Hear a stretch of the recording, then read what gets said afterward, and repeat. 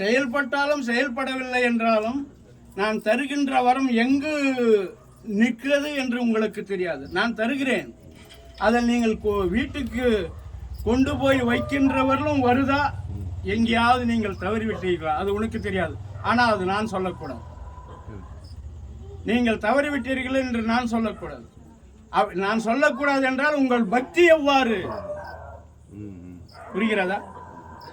அவரவர்களுடைய மனத்தின் ஏற்றபடி மனதிலே நன்மையும் அன்பும் பகுத்தறிவும் அடுத்தவர்கள் மீது கனியும் மன நிலைமையும் நன்மையும் அவர்களுக்கு உதவிகரம் நீட்டுவதும் ஏழைகளுக்கு சுரம் பிரயங்கிரேன் திருஷ்வை அவர்களை பரிமாறுவதும் ஒரு நல்லவர்களுக்கு தீயவர்களுக்கு கஷ்டத்தை சுமப்பவர்களுக்கு அன்பு ஊட்டுவதும் இதுதான் அன்று பாரதம் தர்மம். அதுதான் தர்மன் என்ற பெயர் சூட்டப்பட்டது. அவர்களெல்லாம் அதற்கு சுற்றி அண்ணன் தம்பி என்ற 4 பேரையே வேறு விதமாக தான் சொல்ல வேண்டும். பாரதம் என்றால் தர்மம் என்று பேர்.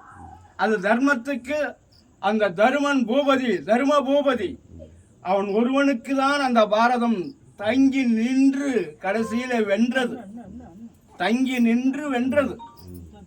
இல்லை என்றால் பாதியிலே அவரவர்கள் அந்த தர்மம் அந்த கடைசி வரையிலும் பாதுகாத்தது. ஏன் பாதுகாத்தது? எங்கேயுமே பதறவில்லை. பதறிந்தால் என்ன நடந்திருக்குமோ பாரதம். என் தாய்மாமன் கண்ணனுக்கும் அது இடையூறாக அமைந்துவிட்டு இருக்கும்.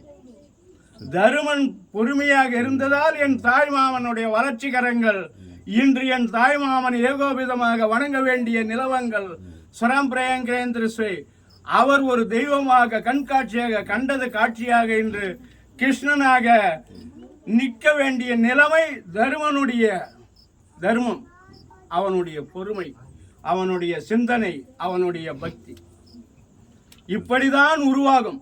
இது உங்களுக்கு எத்தனை முறை நீங்கள் பாரதம் செய்வியாரை கேட்கிறீர்களோ, எங்கு தேடி தோன்றுகிறீர்களோ அவையெல்லாம் நான் சொல்லுவதற்கில்லை. தெய்வம் என்றால் என்ன, யார் இடத்திலே உள்ளது? பாரதத்திலே அத்தனை வீரர்கள் இருந்தார்கள். ஆனால் தருமன் இடத்திலே இருந்த பக்தியும் மனப்பான்மையும் பதறாமல் இருந்ததும், இது நடந்தால் அது அப்படியே நடந்து விடுமா என்ற தைரியமும் துன்பமில்லாமல் இருந்தது அவனுடைய இடத்திலே. அதுதான் நீதி தேவதை.